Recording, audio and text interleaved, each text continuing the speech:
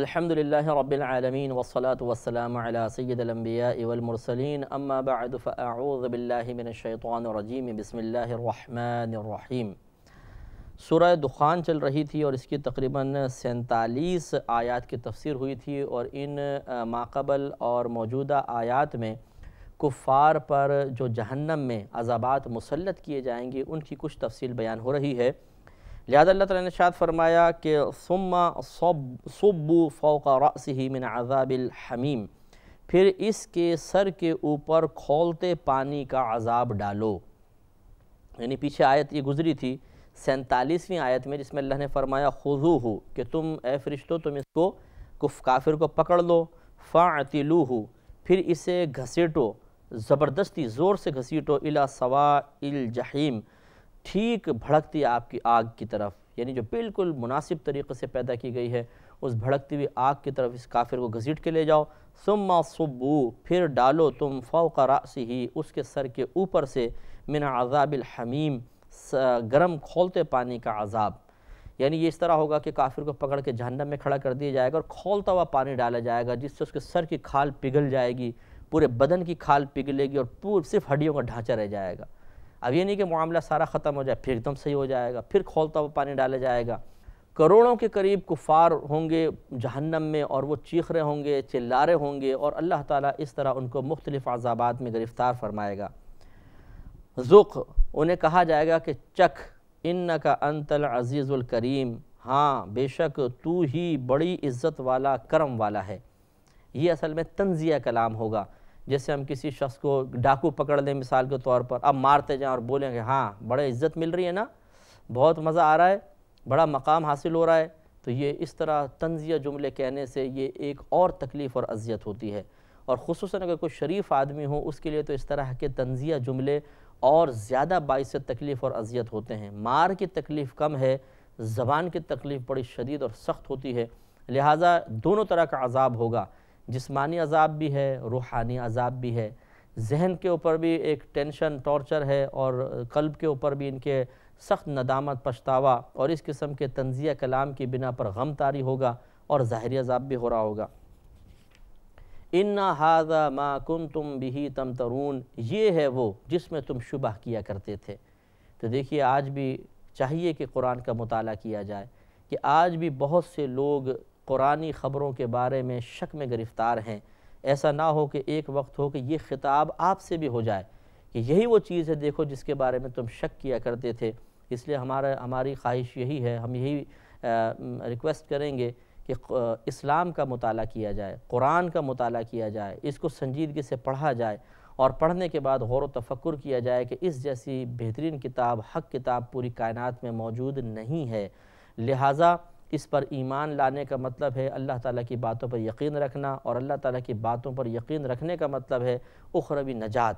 تو پھر آپ ہی ہوں گے جو آخرت میں نجات پا رہے ہوں گے، فخر سے کھڑے ہوں گے، اللہ تعالیٰ کا شکر ادا کر رہے ہوں گے کہ آپ نے دوسروں کی بات نہیں مانی اور آپ کم از کم اس دلدل سے باہر نکل آئے۔ لیکن اگر آپ تسلیم نہیں کریں گے تو یہ آخرت میں بہت زیادہ پچھتاوے کا سبب بن سکتا ہے۔ اب جیسے کہ اللہ تبارک و تعالیٰ کی اکثر عادت کریمہ ہے، اسلوب قرآنیہ ہے، کہ اللہ تعالیٰ کافروں کا تذکرہ فرماتا ہے تو اس کے بعد مومنوں کا، اگر جہنمیوں کا تذکرہ کرتا ہے تو جنتیوں کا، تو پیچھے جہنمیوں کا تذکرہ ہوا تو کچھ جنتیوں کے احوال بھی اللہ نے بیان فرمائے۔ ان المتقین فی مقام امین، بے شک ڈر والے متقی لوگ امن کی جگہ میں ہیں، یعنی جنت میں ہیں، فی جنات و عیون، باغوں اور چشموں میں، یلبسون من سندس و استبرق متقابلین، وہ ریشم کے، یہ سندس اور استبرق دونوں ریشم کی مختلف اقسام ہیں، کہ وہ ریشم کے لباس پہنے ہوں گے، ایک دوسرے کے مقابل ہوں گے۔ جیسے ہمارے یہاں پہ کوئی کچہری لگ جاتی ہے، یہاں کرسیاں ایک دوسرے سے باتیں کر رہے ہیں،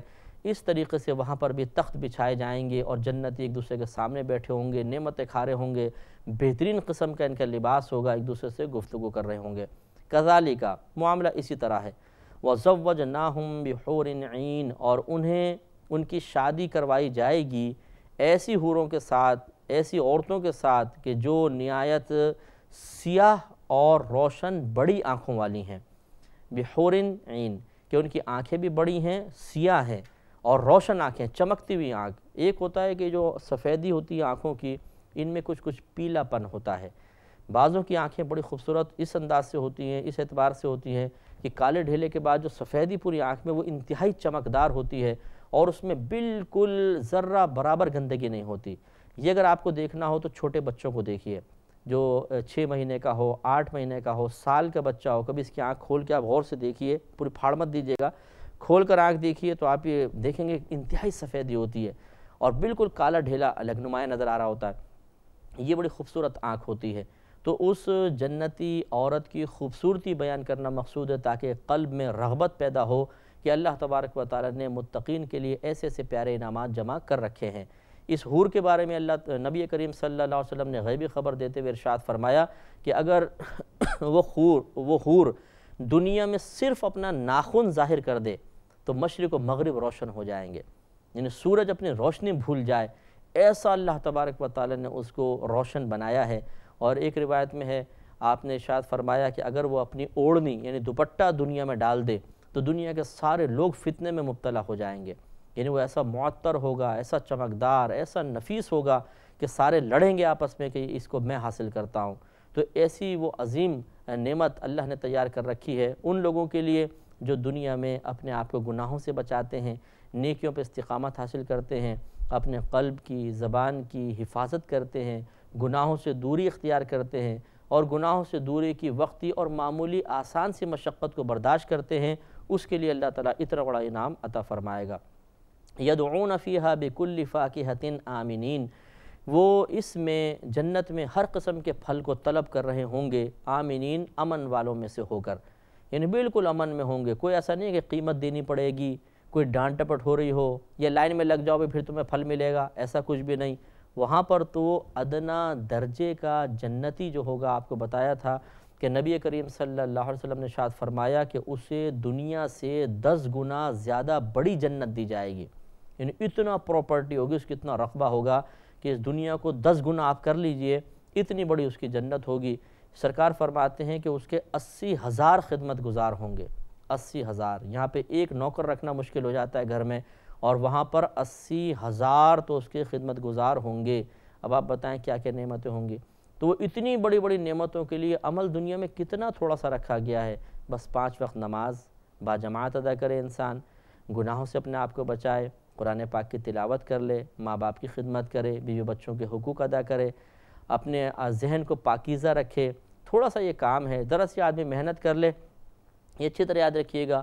گناہ چھوڑنا ابتداءً مشکل ہے، لیکن جب گناہ چھوڑنا عادت میں شامل ہو جائے،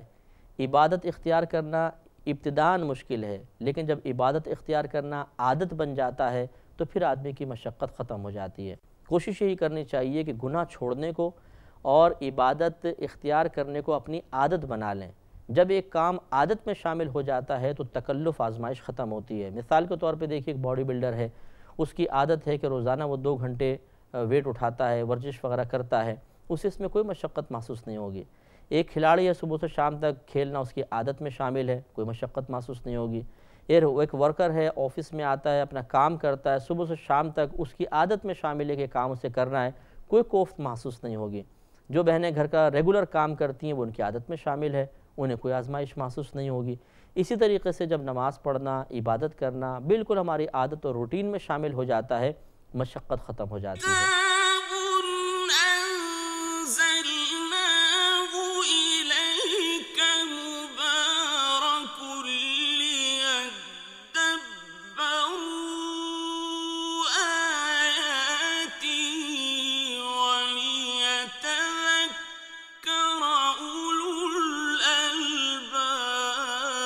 مشقت وہیں آتی ہے کہ جب ہم خلاف عادت کام کو اختیار کرتے ہیں۔ مثال کے طور پر آپ گھر پر گئے، اب آپ کی عادت ہے کہ جا کے آپ کو آرام کرنا ہے، لیکن گھر والے کہتے ہیں کہ بھئی وہ کوئی آنے والا ہے، ابھی تو لیٹنا نہیں ہے، آپ کو فلاں چیز لے کر آنی ہے۔ تو چونکہ ہم نے عبادت کو اختیار نہیں کیا ہوتا، گناہوں کو چھوڑنے کی عادت ہوتی نہیں ہے بلکہ گناہ کرنے کی عادت ہوتی ہے، تو پھر یہ اپنی عادت کو بدلنا تھوڑا سا دشوار محسوس ہوتا ہے۔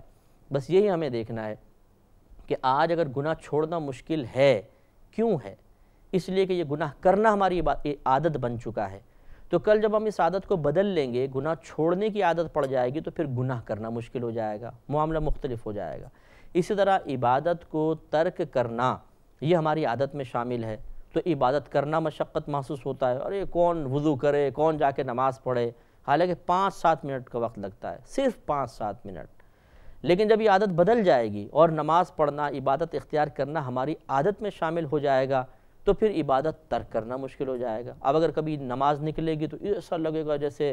پتہ نہیں کتنا بڑا وبال ہو گیا ہے اور کتنی بڑی نعمت ہم سے چھن گئی ہے۔ اور جو عادی نہیں ہوتا وہ 5 وقت نمازیں قضا کرنے کے باوجود بھی ہنستا مسکراتا رہتا ہے، اسے کوئی غم، کوئی پریشانی، کوئی فکر نہیں ہوتی کہ اس نے اپنی آخرت کا کتنا بڑا نقصان کر لیا ہے۔ ان باتوں کو سمجھنا بہت ضروری ہے۔ آگے ارشاد فرمایا کہ لا یذوقون فیہا الموت الا الموتۃ الاولی، وہ اس جنت میں موت، پہلی والی جو موت ہوئی تھی جو دنیا میں تھی، اس کے علاوہ پھر موت کا ذائقہ نہیں چکھیں گے، پھر موت کو نہیں چکھیں گے، یعنی ہمیشہ ہمیشہ زندہ رہیں گے۔ وَوَقَاهُمْ عَذَابَ الْجَحِيمِ، اور اللہ تبارک و تعالیٰ نے انہیں آگ کے عذاب سے بچا لیا، یعنی اللہ تعالیٰ ان کو آگ کے عذاب سے بچائے گا، محفوظ رکھے گا۔ تو دو چیزیں ہیں، ایک تو یہ کہ انہیں کبھی عذاب نہیں ہوگا، دوسرا انہیں کبھی وہاں موت نہیں آئے گی۔ اسی کی طرف نبی کریم صلی اللہ علیہ وسلم کی ایک حدیث کا بھی اشارہ ہے۔ آپ نے ارشاد فرمایا جب جنتی جنت میں چلے جائیں گے اور اپنے اپنے درجات میں سیٹ ہو جائیں گے، پہنچ جائیں گے، تو اللہ تعالیٰ کی طرف سے ایک فرشتہ اس طرح ندا کرے گا کہ اے جنتیوں خوش ہو جاؤ، اب تم ہمیشہ خوش رہو گے، تمہیں کوئی غم نہیں پہنچے گا، اب تم ہمیشہ تندرست رہو گے، تم کبھی بیمار نہیں پڑو گے، تم ہمیشہ جوان رہو گے، کبھی تم پہ بڑھاپا طاری نہیں ہوگا، اب تم ہمیشہ ہمیشہ جنت میں رہو گے، کبھی اس سے نکالے نہیں جاؤ گے۔ تو نبی کریم صلی اللہ علیہ وسلم فرماتے ہیں کہ اس ندا کو سن کر جنتیوں کی خوشی میں بہت زیادہ اضافہ ہو جائے گا۔ اب دیکھیں نا کتنی پیاری یہ ندا ہے، تم ہمیشہ جوان رہو گے۔ وہاں پر 30 سال کی عمر ہوگی یا 33 سال، راوی کو شک پڑ گیا تھا کہ نبی نے 30 فرمایا 33 فرمایا، 30 یا 33 سال کے ہوں گے۔ تو یاد رکھیں کہ سمجھ لیجئے پہلے 1 سال سے 10 سال تک یہ انسان کا بچپنا ہوتا ہے، پھر 10 سے 20 سال اس کو لڑکپن کہتے ہیں، پھر 20 سے 30 سال نوجوانی ہے، 30 سے 40 سال جوانی ہوتی ہے، 40 سے 50 سال ادھیڑ عمر ہوتی ہے، اور 50 سال کے بعد انسان کا بڑھاپا شروع ہو جاتا ہے۔ تو وہاں گویا کہ اللہ تبارک و تعالیٰ سب کو جوان رکھے گا، یعنی 30 سال عمر ہوگی یا 33 سال۔ اور یہ کبھی کبھی میں حصول لذت کے لیے اس تصور کو اکثر ذہن میں لایا کرتا ہوں اور دوسروں کے ذہن میں بھی ڈالتا ہوں کہ غور کریں کہ آپ کے دادا جان ہوں گے وہ بھی 30 سال کے، دادی جان 30 سال، آپ کی امی 30 سال، آپ کے والد صاحب 30 سال، آپ کے بھائی 30 سال، آپ کی بہن جو بڑی عمر کی تھیں وہ بھی 30 سال، جو چھوٹی تھی وہ بھی 30 سال، آپ کا بیٹا بھی 30 سال کا، بیٹی بھی 30 سال کی۔ کس قدر حیرت انگیز منظر ہوگا اور کیا خوشگوار وہ منظر ہوگا، آپ اندازہ کریں کہ آپ کی بوڑھی دادی جان جو آج آپ کو بوڑھی نظر آتی ہیں، وہاں 30 سال کی حسین و جمیل خاتون ہوں گی اور آپ کے سامنے ہوں گی۔ حسین و جمیل اس لیے عرض کیا کہ آج شکل و صورت کیسی بھی ہو، آج رنگت کیسی بھی ہو، جنت میں جانے کے بعد سب خوبصورت ہو جائیں گے اور ایسے حسین و جمیل ہوں گے کہ حیران ہوگا آدمی خود اپنے اوپر کہ یہ مجھے اتنا حسن و جمال کیسے عطا ہوا۔ ایک روایت میں ہے نبی کریم صلی اللہ علیہ وسلم ارشاد فرماتے ہیں کہ جنتی مرد جو ہوں گے یہ بازاروں میں جائیں گے، جنتی بازاروں میں، تو وہاں پہ مورتیاں کھڑی ہوں گی، مجسمے کھڑے ہوں گے، تو وہ دیکھیں گے، انہیں کہا جائے گا تمہیں جو مجسمہ پسند آتا ہے تم بتاؤ، تمہیں اسی کی شکل میں بدل دیا جائے گا، تو وہ پسند کریں گے تو اللہ تعالیٰ ویسی ان کی شکل بنا دے گا۔ دوسری طرف جو ان کے اہل خانہ ہوں گے، ایک ہوا چلے گی، جنتی ہوا ہوگی جس کی بنا پہ ان کے حسن و جمال میں اور اضافہ ہو جائے گا۔ جب یہ واپس آئیں گے تو ایسا نہیں کہ بالکل شکل بدلی ہوئی ہے کہ اندر کی وہ خاتون کہیں گے ارے اجنبی کون آ رہا ہے اندر، ایسا ہوگا کہ مشابہت پہلے والی رہے گی لیکن حسن و جمال میں اضافہ ہو جائے گا، تو وہ کہیں گی کہ تم تو بڑے حسین و جمیل ہو گئے ہو، تو وہ جواب میں کہیں گے کہ ہماری غیر موجودگی میں اللہ تعالیٰ نے تمہارے حسن و جمال میں بھی اضافہ کر دیا ہے۔ یعنی ایسا نہیں ہے کہ ایک ہی شکل وہاں پر رہے گی، مختلف چیزیں تبدیل ہوتی رہیں گی، طبیعت میں نشاط اور خوشی اور مزے ہوں گے۔ اس کے مقابل جہنم میں سخت عذاب ہی عذاب ہوگا، وہاں کوئی خوشی کی بات نہیں ہوگی۔ اور یہ جو فرمایا کہ وہاں پر وہ صرف جو پہلی موت چکھ چکے ہیں دنیا کے اندر، اس کے علاوہ کسی موت کو نہیں چکھیں گے، اس کے بارے میں نبی کریم صلی اللہ علیہ وسلم کا فرمان ہے کہ جب جنتی جنت میں چلے جائیں گے اور دوزخی دوزخ میں چلے جائیں گے تو جنت اور دوزخ کے درمیان موت کو ایک مینڈھے کی شکل میں لایا جائے گا